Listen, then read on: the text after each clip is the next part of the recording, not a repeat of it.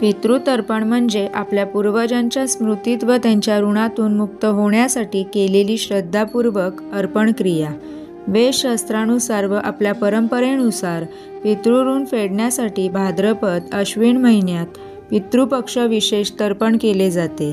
घरच्या घरी साध्या पद्धतीने देखील हे करता येते। पितृपक्ष करण्यासाठी पितरांचे तर्पण करण्यासाठी योग्य वेळ व लाभकाल। पितृपक्ष भाद्रपद पौर्णिमेनंतर ते अश्विन अमावस्यापर्यंत हा मुख्य काळ आहे। दरमहा अमावस्या हाही तर्पणासाठी योग्य दिवस मानला जातो। सकाळी 9 ते 11 वाजेपर्यंत किंवा दुपारी 12च्या आत हा शुभ काळ मानला जातो।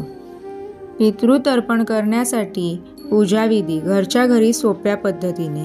घर स्वच्छ करून देवघरासमोर आसन घालावे, दक्षिणाभिमुख बसावे, स्वच्छ वस्त्र नेसावे, पांढरे असावे, तांब्याच्या भांड्यात स्वच्छ पाणी, काळे तीळ, कुशा, दूब नसल्यास गवत, फूल व तुळशी घालून ठेवावे। ताटात पिंड, भाताचे गोळे, थोडे तूप, काळे तीळ करावे। पिंड नसेल तर फक्त तीळ व पाणीही अर्पण करता येते। ओम पितृभ्यो नमः स्वधा नमः म्हणत पाणी व ते दक्षिणेकडे वहावे। दिवा लावून पूर्वजांची आठवण करून मनोभावे प्रार्थना करावी। हे माझे पूर्वज, मी तुमचे ऋण मानतो। माझ्याकडून जर काही कमी जास्त झाले असेल तर क्षमा करा व आशीर्वाद द्या। शक्य असल्यास ब्राह्मणाला भोजन व दान द्यावे किंवा गायी, कावळा, कुत्रा, मासे, मुंगी यांना थोडे अन्न अर्पण करावे। शेवटी देवांना नमस्कार करून आपली पूजा पूर्ण करावी। लहान व उपयुक्त उपाय जो पितृपक्षामध्ये तुम्ही करू शकता।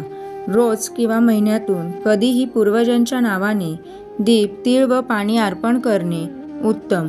पितृपक्षात गरिबांना, पक्ष्यांना व प्राण्यांना अन्नदान करणे फार पुण्यकारक। घरात प्रगतीसाठी पूर्वजांची आठवण ठेवून ओम पितृदेवताभ्यो नमः स्वधा नमः हा मंत्र म्हणत तुपाचा दिवा लावणे उपयोगी। पितृतर्पण ही फक्त एक पूजा नाही, ती आपल्या पूर्वजांबद्दलची कृतज्ञता आहे। आपण जे आहोत, जे काही मिळवलं आहे ते त्यांच्या आशीर्वादामुळेच आहे। पूर्वजांना आठवलं की घरात सुख समाधान येतं, आयुष्यात शांती आणि प्रगती मिळते।